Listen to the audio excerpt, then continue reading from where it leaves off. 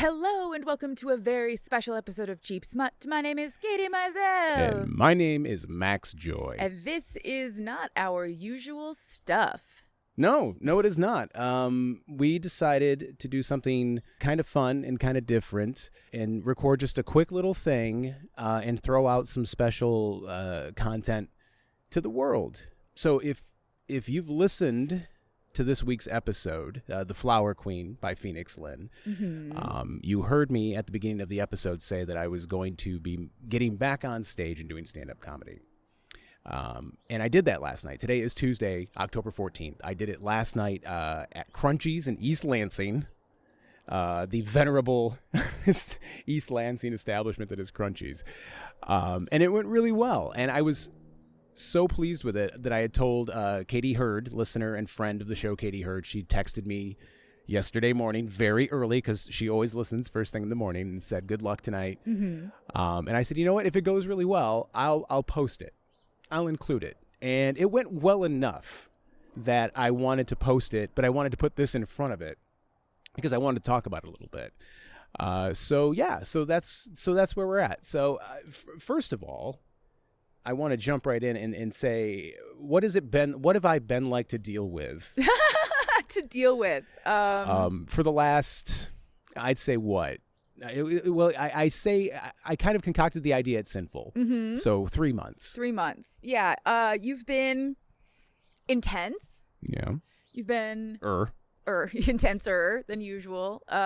You've been anxious in the last few days, leading up to going out and actually doing it. But otherwise, it's been the same, basically. Okay. It's just the stuff you talk to me about is more specific. Yeah. Instead of like baseball fact, funny thing, music thing, it's a lot more, what about this? Yeah. What about this bit? Yeah. And that is valuable. And that's one of the first things that I wanted to talk about is that, so my history with stand-up comedy, briefly, growing up, it was just my mom, my sister, and I. It was the thing that bonded my mom and I together. We were very much you could either laugh or cry kind of family. So I immediately trauma bonded with my mom over comedy and laughter. I became a comedy nerd. I come from one of the last generations where, like, if you've ever watched Freaks and Geeks, when they're sitting around listening to comedy albums, that was me. Loved it to death, swore I would do it. I did it in my early 20s. I did it a handful of times, decided I didn't want to do it. And it was the thing in the back of my mind for ever that I swore that I would do again. And finally, just doing this show, this show gave me the confidence to do it. But throughout the last 17 years, I've been performing for the best and toughest audience. Me. Exactly. The best and toughest audience that I could hope to perform for. And that is you, because that is our life. That is one of the things that I love more than anything about our life. And we've talked about it many times at home, is that it often feels like we both do the best comedy that we do for each other. And it's a pleasure and a privilege to be able to be the only audience member who ever gets to see that. Mm-hmm. And so much like my humor and style has influenced yours, your humor and style has influenced mine, to the point where we've talked about it on the show. You are the ultimate punch-up. I think you would kill as a punch-up writer specifically. Mm-hmm. I've always been good at the ideas and the genesis or the germane ideas, and you've always been you punched up. Just last night you came, I played it for you last night, and you were immediately punching it up and making it 10 times better. I kind of feel bad for doing that, like right as soon as you came up, you were like, do you want to hear it? And I was like, could have been better. But that's what we've talked about before. Yeah. That is that I know I can trust you implicitly, because you will never blow smoke up my ass and tell me that something's good. No. So if you laugh, I know it's good. Yes. I mean, you do have the slight benefit of knowing that people who are attracted to you laugh at you more often. That's true. I do feel. And I find you very attractive, so I laugh at you a lot. That's true. I do have to. Well, I was going to say, I was also going to thank my dear friend Rob for all of his work. He may find me attractive. I don't know how he feels about you. I don't either. I've never asked. I haven't either. Buddy, text me and let me know. Yeah. But, yeah. no, but what I was going to say is you and Rob have been the two biggest influences comedically in my life, and you two are the ones who shared the most comedic overlap with me. So I've always valued that feedback and that input, and you two have always been my biggest supporters and like cheerleaders for that, to the point where I've always said, please tell me anything. I spare no. I'm not going to improve, and I have no qualms about taking a joke. As long as there's that agreement that, like, yeah, man, you punch it up, use this, take that. We have that relationship. So first of all, I can't thank you and Rob enough. I'll thank him offline, but you're obviously the greatest influence here. I wouldn't have the confidence or the support that I would need in order to be able to do this. So I again, this has been a dream of mine. I definitely want to keep doing it. I have these big dreams that I want to achieve with it. At least I think I do, but I don't know. So at this point, I'm just planning. I'm taking it literally one performance at a time in terms of how I approach this. But the other thing that I wanted to say, and the reason I wanted to do this, the second big reason that I wanted to do this, was that I wanted to thank everybody who listens. Because it's, like I said, it's great performing for Katie, but when you finally get the chance to actually have your comedy or what you're trying to do, your jokes out in the world, and get feedback on that, the things that you say, you get confirmation from people who might not have ever even seen your face, and therefore cannot, have their laughter influenced by my appearance or their opinion thereof. That reinforced that. And then when we were at Monsterotica this year, when they asked us to sort of like, not warm up the crowd, but like we were talking to the people in line, explaining the scavenger hunt and everything. I felt that energy. I felt that connection. I made a joke and got the immediate feedback. And I knew that this was probably going to happen again. And so the listeners, everybody who has listened to this show and who has ever, said a kind word or been encouraging of what I consider to be my very esoteric, weird sense of humor, thank you, because you two have helped give me the encouragement and the gumption, the stick-to-itiveness to do this. So I will keep doing it. I can't wait to keep doing it. I won't be doing this. I'm not going to use this platform to constantly talk about the comedy. Oh, no. But I wanted to share this special moment with everybody for a variety of reasons. One, because it's special, but two, to kind of peel back the curtain on an element of comedy that a lot of people might not understand, and that is the open mic. The open mic is a very unique space within comedy, in that it is where even big comedians, there are a lot of comedians whose names not like the big, like Patton Oswalt's not doing open mics anymore. But some of the folks maybe in that next, like Iffy Wadaway, Chappelle Lacey, maybe I'm just naming names of people who I think might be at a tier where they might still kick it at the occasional open mic. Sure, to test new material or whatever. Yeah. Jet Ski Johnson, she gives off big open mic vibes. She probably kills it in an open mic. So the quality of the content, even irrespective of the quality of the comedian themselves, the quality of the content, it's usually them working through some new shit. So even the best comedians are going to stumble at times. So what all of that is to say is that I wanted this to be a little more fluid, obviously. I tried to, it's not uncommon to see notebooks at open mics. So what you're hearing is very much me working through this material. And then, like I said, just last night I came home, we listened to it, and immediately I feel like it got better just from talking to you. And I'm excited to do it again and to shape it. And that's kind of how these things work. So I just wanted to give a little bit of context for how this works.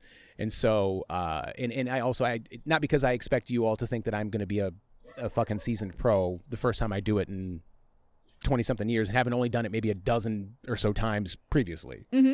Of course, nobody expects you to go out there and be like, whoa.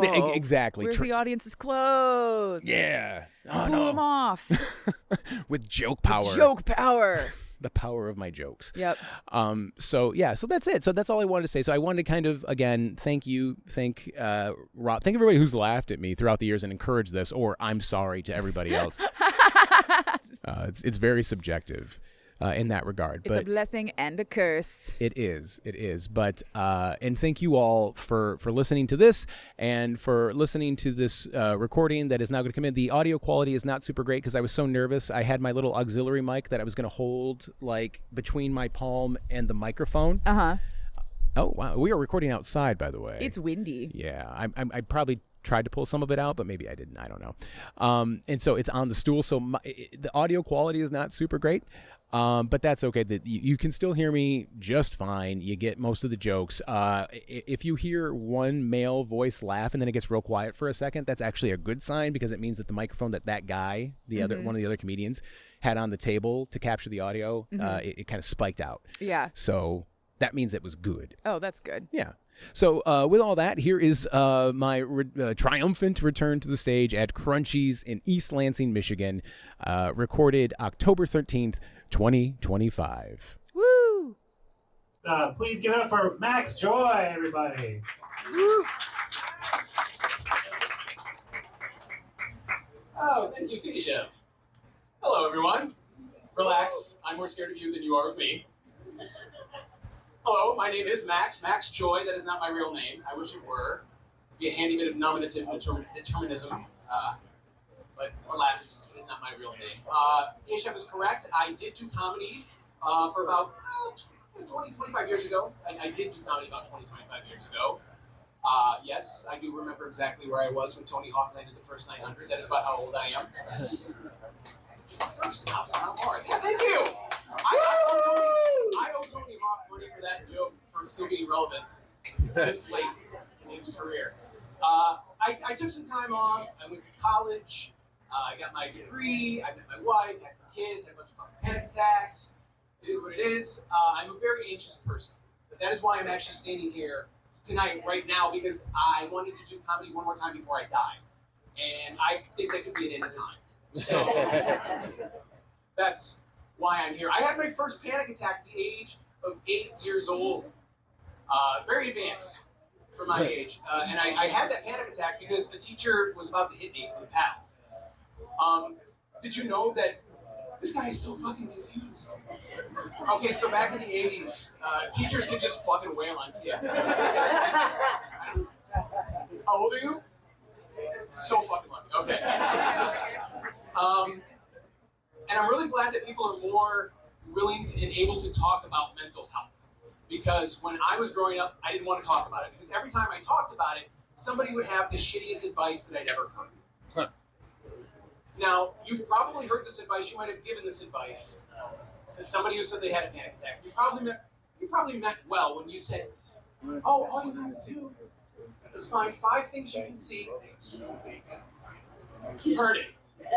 5 things you can see, 4 things that you can touch, 3 things that you can, 5 things you can touch, or 5 things you see, 4 things you can touch, 3 things you can hear, 2 things that you can smell, 1 thing that you can taste.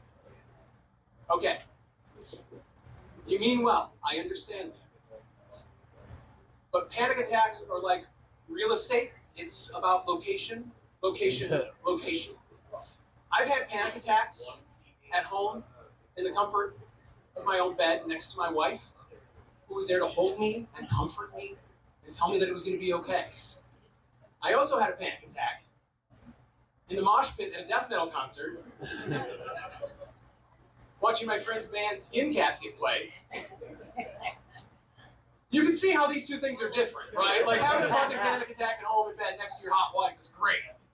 Having a panic attack at a death metal show is distinctively less good.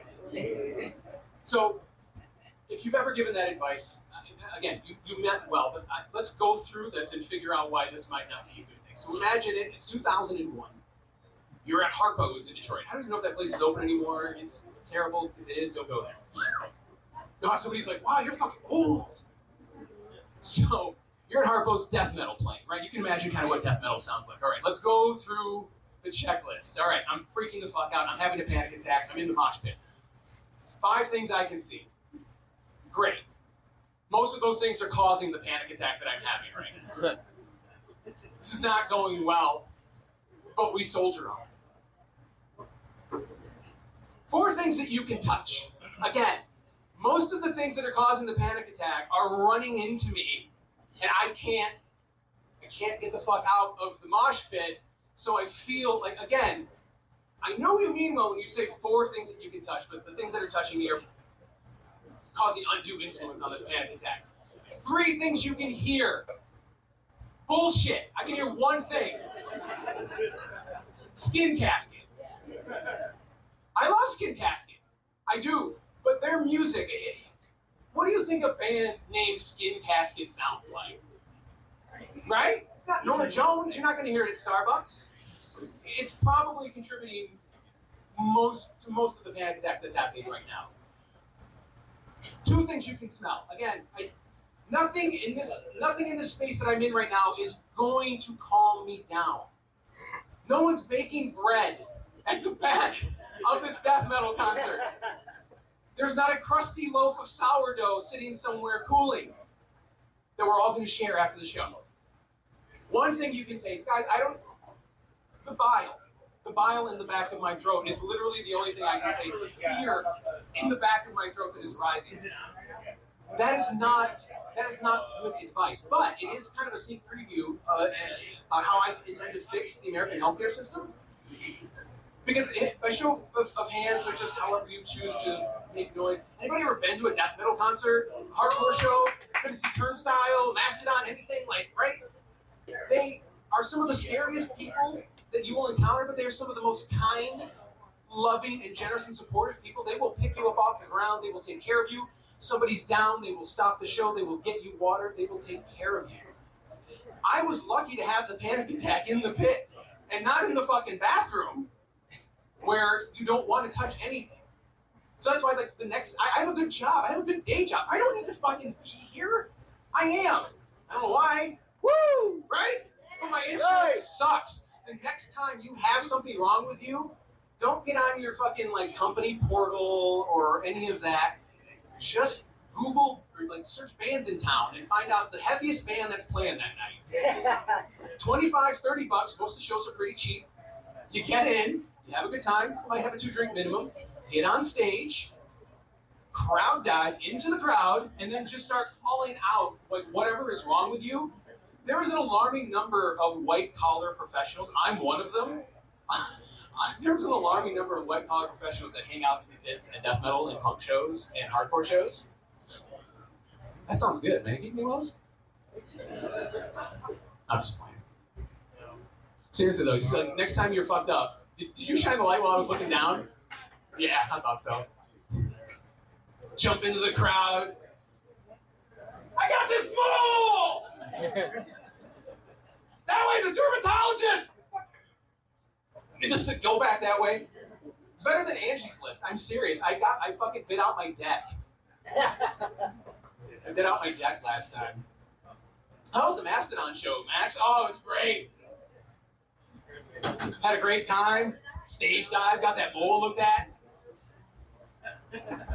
Same place? Yeah, I fucking fought a dermatologist in the pit. Got a follow-up on Tuesday. Hey, thanks a lot, everybody. You've been really great. My name is Max Joy. Have a great night, everybody.